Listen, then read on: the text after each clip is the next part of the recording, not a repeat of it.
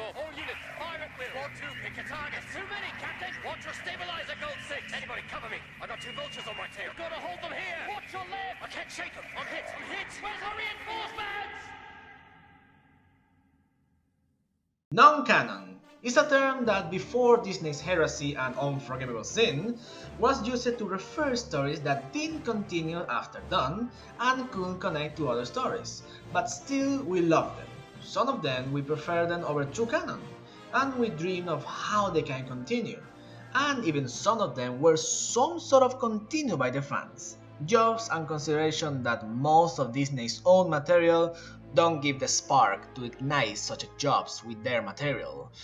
And one of those fields of the non-canon stories are of course the video games, which unlike non-canon comics, those we can live the same scenario but with many options, ways, displays of force and ferocity and more. Hello there to you brothers and sisters, here I gave you the best 6 non-canon scenarios in video games. Spoiler alert at once, so if you are going to play these games, jump the descriptions and learn just the spots. Let's begin! Number 6. Star Wars Galactic Battlegrounds. An awesome strategy game, the first one I ever played, and one of the games that introduced me to the English language. And even if some of these campaigns seems unnecessary like the one of the Wookiees, it's still full of joy. And one of those are the 2 scenarios where the dark side wins, like in the rest of the top, lol. The minor of these 2 scenarios is the victory of the droid army on Naboo, where instead of being deactivated by Anakin, the droids beat the Gungans and win the Battle of Naboo. But the reason why this is the minor spot is because, unlike the rest of the video games, this one is a simulation, but still enter in the non-canon. The other scenario is one that I love the most, the Empire's victory on Endor, which after defending the shield generator and destroying the rebel fleet, the rebellion is done, and Vader takes Luke with him, where Mara Jade remarks that there is a disturbance in the Force. Number 5. Star Wars Dark Forces 2 Jedi Knight. Unlike other games where the dark side endings, call it also the non-canon endings, are easily taken, in this game you have to go all over the game doing bad things for say, like killing friends and civilians and adding points to more dark side powers than light side. The result? A change in the bosses to beat and an amazing cinematic ending, referring to some things of the previous Dark Forces video game, where our protagonist Kyle Katarn becomes now the Emperor of the Galaxy and cut all the ties with the light, killing his loved one and destroy the last thing he have to remember his father. Number 4. Star Wars Empire at War. Both campaigns of the Empire and the Rebellion are fully canon, with elements that were even taken to fill the so creative Disney canon. But the only non-canon element in this game is a bit more longer than the previous strategy game Galactic Battlegrounds. In there it was just one battle. In here is depending on how many planets and troopers you have at the moment of where this scenario happens, where the Rebellion have just 5 planets controlled, so the battles might be just 5 if you decide to use the Death Star, or 10 if you decide to clear the space and then proceed to ground assault. And after the 5 planets are destroyed or conquered, the Rebellion is done. And a scenario that even if it is non-canon, is still fully enjoyable to play over and over and over and over. Number 3. Star Wars The Force Unleashed 2 Endor's DLC. Unlike the other games previously talked, this one is a DLC as the title says, and even if it is short, it's more likely to play than even some of the actual canon levels of the game. In the actual game, we just have a cutscene showing us the dark side ending, which I won't tell cause it's just too much spoiler to give. But after jumping from before episode 4 to episode 6, we found ourselves in Endor, defending the shield generator and killing the rebel terrorists like Chewie, showing Han died at the hands of a lightsaber for the first time, not in The Force Awakens, and facing Leia, now a Jedi, and heading to another non-canon story where Luke died on Hoth and she is trained to become a Jedi.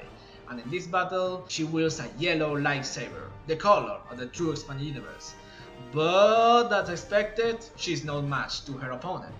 After that, Vader is deathly injured by Palpatine because he knows the existence of the apprentice, then he orders some troops to face the apprentice. Number 2. Star Wars The Force Unleashed Ultimate Sith Edition Missions. This one is on the second place because of the level of quality that it possesses, that I personally find each of these two missions better than the one of Endor. Like in the previous game, the dark side choice and ending is short, but this one have a showdown with Vader in the actual game where you kill him super easily, then the whole scene that leaves you like this, one of the best designs in Star Wars history, and the game ends. But in the missions released after this game's launch, we continue the journey of now Lord Starkiller. First hunting R2-D2 and 3PO on Tatooine, going to Jabba's palace, facing and sadly killing Boba Fett, and then facing Ben Kenobi in Hangar Bay 94. And after him, you face his ghost. I was always like, the fuck with this opponent, but after he becomes that powerful, he's no match for Lord Starkiller. The other mission takes us now to episode 5, where we attack the Echo Base with the 501st, and we face Luke, who we address as We meet at last, son of Vader. Defeating him 2 times before he surrenders to the dark side, and then one last time when he displays more rage and falls fully in the dark side in order to save his friends. And after that process, the story ends with Luke becoming Lord Starkiller's apprentice. Honorable mention: Star Wars Episode 3 Revenge of the Sith video game. Like the awesome game of Episode 1, this one follows most of the story of the movie, because it was released before the movie itself. But it had the canon, we face the same enemies, but with some sort of changes and non-canon things, like the whole showdown with lightsabers with Grievous, and Anakin vs Mace Windu. We have also expanded universe like the death of Yocasta Noob, Sin Dralik and Sir Rakito, and even we have the battle of Anakin vs Obi-Wan 3 times. The actual ending where you control Obi-Wan and easily defeat Anakin, the battle aboard the Death Star when you are Vader and end up being more moved and filled with action than the actual fight, which still doesn't make it bad, and the last one that leads us to the dark side and non-canon ending, where even with the high ground, Anakin defeats Obi-Wan and then he kills Palpatine, taking the command of the galaxy for himself. Number 1. Star Wars Jedi Knight Jedi Academy. Ross, Yaden. No tienes mucha pinta de prisionero, Ross. ¿Esto ha sido idea tuya o de Tavion? The last one of the Dark Forces saga, all because of Disney's cancellation of future projects, have the best dark side ending in a video game because of what it represents, how long is the game with such a decision, and because, supreme spoiler alert, you can end the video if you want. You are warned. We face the soul of the Dark Forces saga, Kyle Katarn, being the most hard adversary ever in these games.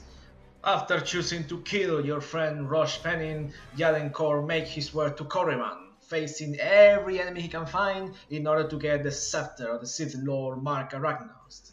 In the true canonical ending, you don't face Kyle Katarn, but here you do.